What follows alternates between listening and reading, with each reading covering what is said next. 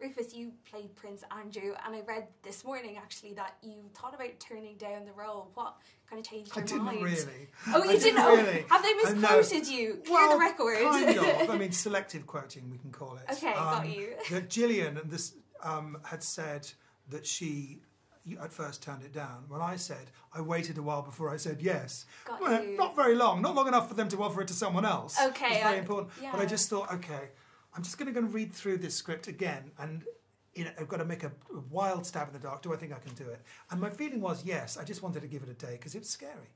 You know? Of course. And then I said yes. A day isn't very long. No, it was not very long. No, it wasn't very So you long. didn't really hesitate. No, I mean, I didn't. But I think the hesitation was after I'd said yes. Actually, to be perfectly honest, what I was remembering was, should I do this, was after I committed to it. Yeah. Got You know, so I said yes, and I thought, oh, Yeah, it's a huge undertaking. Yeah, absolutely, because like he's obviously such a well-known figure, and specifically with the interview scene, I mean, for me, you just got it absolutely spot on. But how was that, preparing for that? People can literally watch it on that's the YouTube. thing. I mean, I guess what I mean is I said yes before I had a chance for the wrong part of me to say no, because my gut had the right idea. And then my nerves, obviously, I didn't want my nerves to get involved in the decision. And then knowing that's when the fear hit me for a while. But one time I felt safe was when I was working on it or doing it. So I spent a lot of time watching minutely and listening to the interview and trying to pin down the whys. Why pause there? Why did he say that? What was he thinking?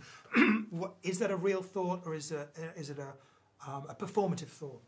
Is that a real epiphany, or is that a performative epiphany? Is that something that he thinks will play well? Sometimes it's a bit of both. Yeah. You know, and I spent so much time on the understanding that I'm not necessarily going to be right, because you can only guess, but I'm going to pin something down so it's true for me. Yeah. Was there any particular mannerisms that you picked up on to really get Nothing into that the I would character? want to call attention to.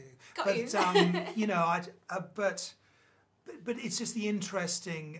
You can watch it on YouTube with body language experts commenting on it from the FBI and CIA, and the things that they point out. They point out a remarkable amount of times how he's actually telling the truth whenever he gets the chance, and being very fixed, which is what a lot of people do.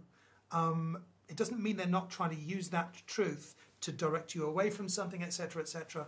But that was very interesting for me. Yeah. When he was self-comforting, when he was performing thoughts as opposed to having them, when it was something he'd cooked up at home that he When thought you would go play back and well. look at Yeah. it does look much more like a performance, you know. Yeah. And they did rehearse it, and they did go through it. But Yeah.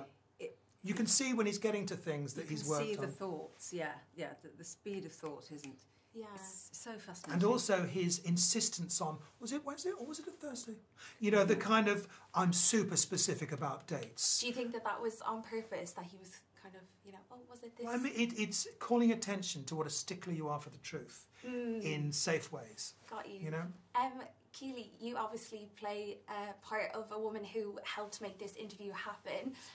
Why do you think that it was important that we got that side of the story? Because we can obviously watch the interview already. Yes, well, the women, I mean, that's what this is, what was so appealing about this film, is that actually we get to know about this group of women.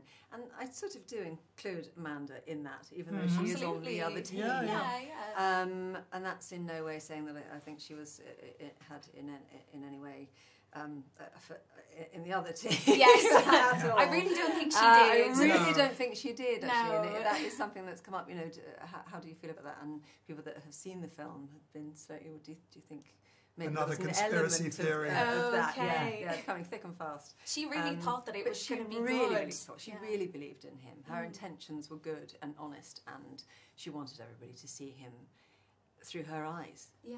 Because they were friends, and she thought he was, you know, innocent. And just for both of you, before we wrap up, what was the biggest challenge about playing these characters just in a sentence? For me, the biggest challenge was to not shy away from aspects of him that might be more likeable, in the same way that one didn't want to shy away from those aspects of him that weren't, because human beings are a mixed bag, and I think it's more faithful to the material and to what we're doing to show everything as you see it. And it was a bit of a challenge not having very much information about Amanda. It felt, I wanted to be fair to her and give her a fair representation, but it's very difficult when there is so little there to work with. Of all the characters, really, you were kind of the most in the dark. Yeah. Yes. Yeah. But smashed it nonetheless. Thank you so much. Thank you for speaking with me. Thank you so much for speaking with me. That was brilliant.